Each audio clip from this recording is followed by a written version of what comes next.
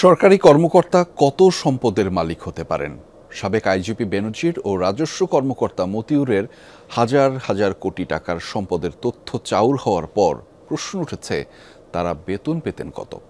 সরকারি কর্মকর্তা কর্মচারীরা কত বেতন ভাতা পান, সে অনুযায়ী অঢেল সম্পদের মালিক হতে পারেন কিনা এ নিয়ে দেখুন সহকর্মী আলমগীর স্বপনের রিপোর্ট। শিয়া বাটার, অ্যালোভেরা ও ভিটামিন ই সমৃদ্ধ লিলি বিউটি সোপ।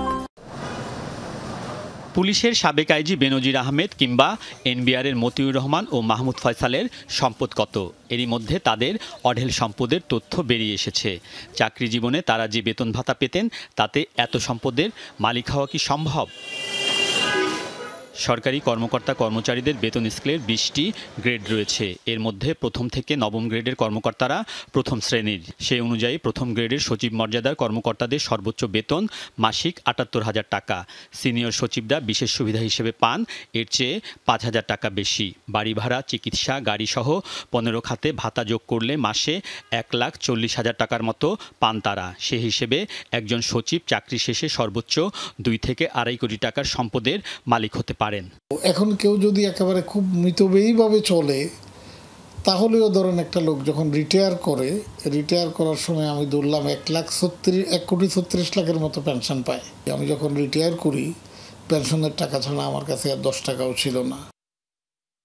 ভাতা বাদ দিলে দ্বিতীয় গ্রেডের প্রশাসনের অতিরিক্ত সচিব, পুলিশের এআইজি বা এনবিআর সদস্যদের বেতন সর্বনিম্ন ৬৬,০০০ থেকে সর্বোচ্চ ৭৬,৪৯০ টাকা। একইভাবে তৃতীয় গ্রেডের যুগ্ম সচিব, পুলিশের ডিআইজি বা কাস্টমসের কমিশনারদের বেতন ৫৬,৫০০ থেকে ৭৪,৪০০ টাকা।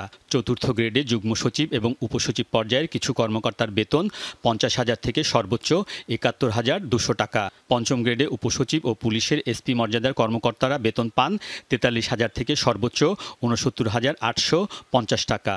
ষষ্ঠ গ্রেডের ইওনো বা সিনিয়র সহকারী সচিব মর্যাদার কর্মকর্তাদের বেতন ৩৫,৫০০ থেকে ৬৭,০১০ টাকা। সপ্তম থেকে নবম গ্রেডের এসিল্যান্ড বা সহকারী কমিশনার ও পুলিশের এসপি মর্যাদার কর্মকর্তারা সর্বনিম্ন ২২,০০০ থেকে ৬৩,৪১০ টাকা বেতন পান। এর মধ্যে সপ্তম গ্রেডের কর্মকর্তারা ২৯,০০০ থেকে ৬৩,৪১০ টাকা, অষ্টম গ্রেডের কর্মকর্তারা পান ২৩,০০০ থেকে ৫৫,৪৭০ টাকা, আর নবম গ্রেডের বেতন ২২,০০০ থেকে ৫৩,০৬০ টাকা। অন্যদিকে দশম গ্রেডের প্রশাসনের দ্বিতীয় শ্রেণীর কর্মকর্তা, পিও, পুলিশের এসআই ও কাস্টমসের ইন্সপেক্টররা বেতন পান সর্বনিম্ন ১৬,০০০ থেকে সর্বোচ্চ ৩৮,৬৪০ টাকা। ১১ থেকে ১৬ গ্রেড তৃতীয় শ্রেণীর কর্মচারীদের। এর মধ্যে ১১ গ্রেডের ক্লার্ক পর্যায়ের কর্মচারীরা সর্বনিম্ন ১২,৫০০ থেকে সর্বোচ্চ ৩০,২৩০ টাকা বেতন পান। ১২ গ্রেডের কর্মচারীরা ১১,৩০০ থেকে ২৭,৩০০ টাকা। ১৩ গ্রেডে বেতন ১১,০০০ থেকে ২৬,৫৯০ টাকা। ১৪ গ্রেডে ১০,২০০ থেকে ২৪,৬৮০ টাকা। ১৫ গ্রেডে বেতন ৯,৭০০ থেকে ২৩,৪৯০ টাকা।